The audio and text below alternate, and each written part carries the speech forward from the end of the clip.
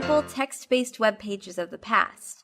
Back then, a web page might be laid out like the front page of a newspaper, with columns of text and basic images.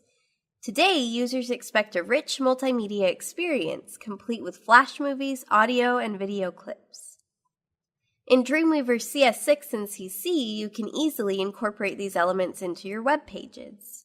Before we go on, let's take a moment to discuss the two ways in which audio, video, and flash movies can be incorporated into your website.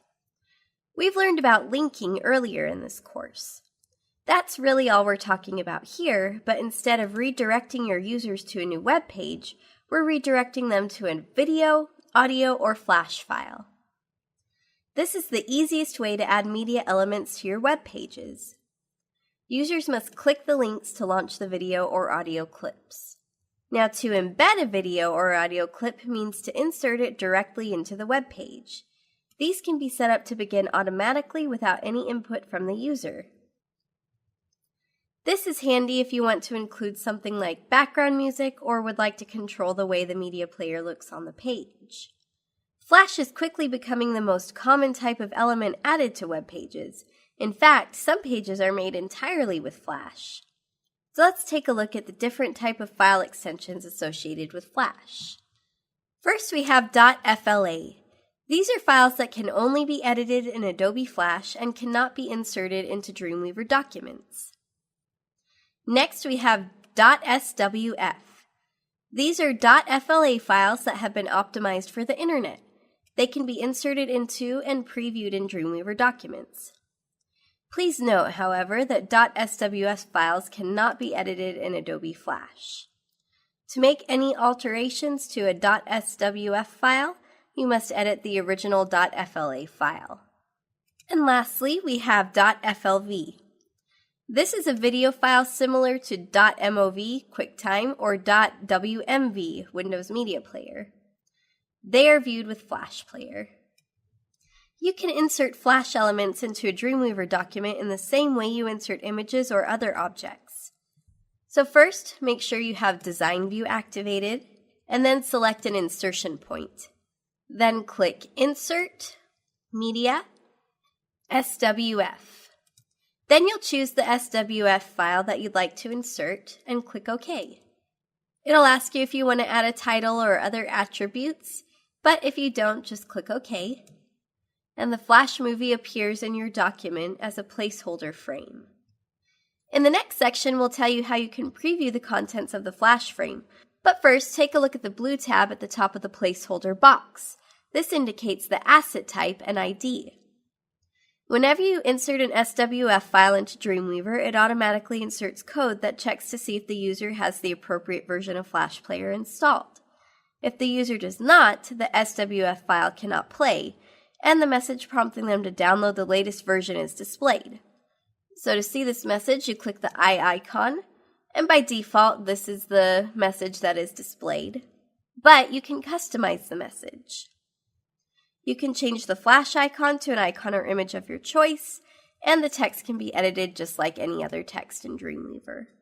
Now let's take a look at the Flash Properties Inspector. To see it, you must select a Flash file within your document. If the file is selected and you don't see the Properties Inspector, then click on Window and make sure that Properties is checked. And alternatively, you can double-click on the Flash file. So we have our Properties Inspector. And at this point, most functions and information on the Properties Inspector should be familiar to you. From here, you can easily adjust the height and width, so let's take a look at a few of the functions that are unique to Flash files. First, we have Edit. The Edit button launches Flash and automatically loads the selected file for editing. And please note that Adobe Flash must be installed on your computer to be able to use this button. Next, we have Play. This button allows you to preview only the selected SWF movie when you edit your Dreamweaver document. If you'd like to preview all of the SWF movies, press Ctrl plus Alt plus Shift plus P.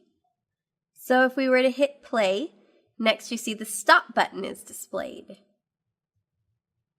This button is only visible when playing an SWF movie. In fact, the Play button transforms into it. You use it when you want to stop previewing a Flash movie. The SWF file will return to the placeholder icon. Parameters will launch a dialog box to assign additional parameters to the movie. You can only enter these parameters if the SWF file has been designed to accept them. If you have Flash installed, check the documentation to see what options are available to you. Now over here we see the loop box is checked. You check this box if you want the movie to play continuously. Select Autoplay if you want the movie to play automatically when the page loads. Otherwise, the user must interact with the page in some manner, such as rolling the mouse over a specific location or clicking a hotspot. W mode is an option to avoid conflicts with dynamic HTML objects. So we'll go over a list of the options available along with a brief description. So first, it's set to opaque. This is the default option. If it's selected, dynamic HTML objects will appear on top of the SWF file in the browser. Window is an option you'll use if you'd like the SWF file to appear on top of dynamic HTML objects. Please remember, however, that the objects underneath the SWF file will not be visible to users. And finally, transparent. This is similar to the window option in that it places all dynamic HTML objects behind the SWF file. However, you'd use this option if the SWF file contains transparent areas that allow users to see the DHTML objects behind them. Here we have quality. As the name implies, you'll use this option to control the quality of the movie. This option is set to high by default, and most of us might be inclined to leave it there, thinking that of course we want high-quality movies. There are other things to consider though. Putting together a web page is a lot like designing an aircraft. You sometimes have to make trade-offs in between performance and practicality. A high setting means the movie will look better, but it also demands more processing speed to render correctly. A low setting takes less processing speed, but it isn't as sharp. So make sure you take these issues into consideration before making a selection. The auto high and auto low options give you a little bit of autonomy. They start with either a high, best appearance, slower speed, or a low, faster and poor appearance, and then take the capabilities of the user's computer into account. In the case of auto high, if the user's computer cannot handle the initial setting, it will automatically make adjustments to appearance. In the case of auto low, it will automatically improve the image if possible. Now let's talk about embedding FLV files into Dreamweaver documents. FLV files are similar to SWF files, except that a set of playback buttons are added to allow the user to control the movie. Media players are so common now that most people are thoroughly familiar with the controls associated with them. The controls are called the skin. You can add FLV files to your Dreamweaver document just like you added the SWF files. Go to Insert, Media, FLV. And then again, you'll select your file and click OK. And a note to CC users, you'll go to Insert, Media, Flash Video. Now once you open your file, you'll see your basic Insert FLV dialog box. Notice the video type menu at the top. There are two options associated with this menu. They are Progressive Download Video, as selected here, and Streaming Video. The dialog box is slightly different for each option. First, we'll discuss the differences between the two, and then we'll discuss the options available with each. So for the video type, you can think of these options as delivery methods. When most people think of delivery methods, they think UPS or parcel post. But a better comparison would be live broadcast or TiVo. Progressive download video means that the video is downloaded to the user's computer and played. The entire file does not need to be downloaded before the video can begin playing. This is the default option. Streaming video, on the other hand, means the video is played on the server and does not download to the user's computer. There is a brief buffer period, though, that helps to ensure smooth playback. So going back to progressive download video, these are the options that are displayed. First, URL. Use this box to specify a path to the FLV file. There are two types of paths, relative paths and absolute paths. To select a relative path, click the Browse button and locate the FLV file. To select an absolute path, type in the item's URL. And I've typed in something here. Something like this would be an example of an absolute path. Now here we have skin. As mentioned earlier, a skin is the controls associated with the video file. A preview of the selected skin appears in the box under this option. And you have a couple different choices here, and you can scroll through and choose the one that's most appealing to you.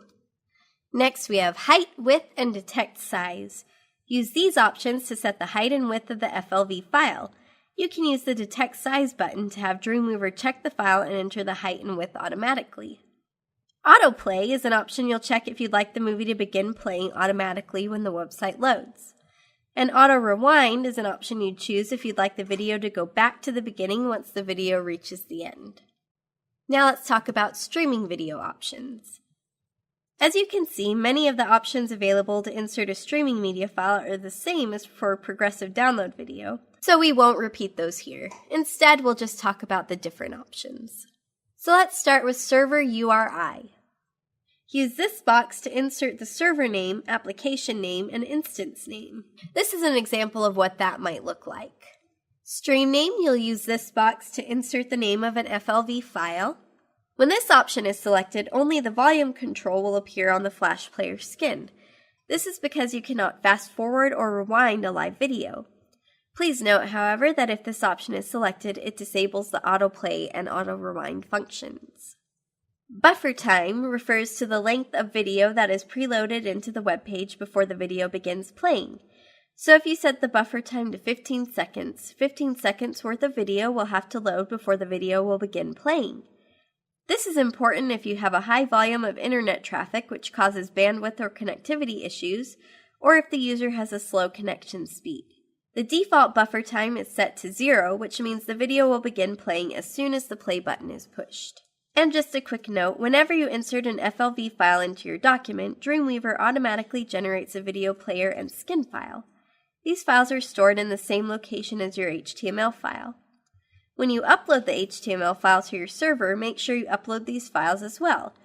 In the case of streaming video, Dreamweaver also creates a main.asc file, which you'll have to upload to your Flash Media server.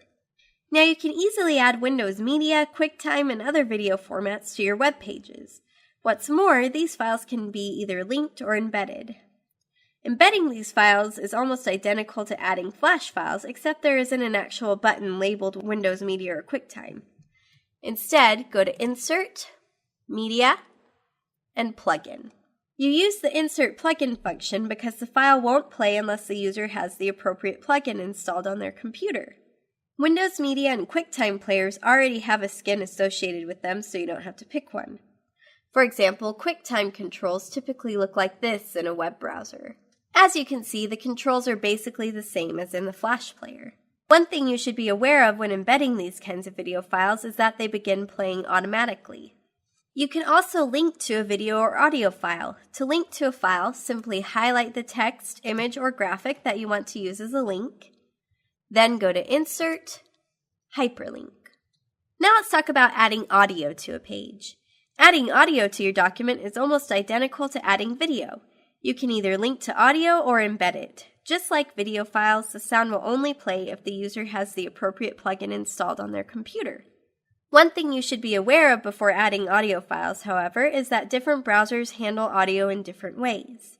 To maintain consistency, you can add a sound file to a SWF file and embed it into your web page. So let's go over some of the most common audio files. First, .MIDI. MIDI files are for instrumental music. They are supported by most browsers and don't require a plugin. WAV files don't require a plugin either. One disadvantage of WAV files is that they tend to have a large file size, which can affect the length of a sound clip as well as loading speed. .AIF files do not require a plugin.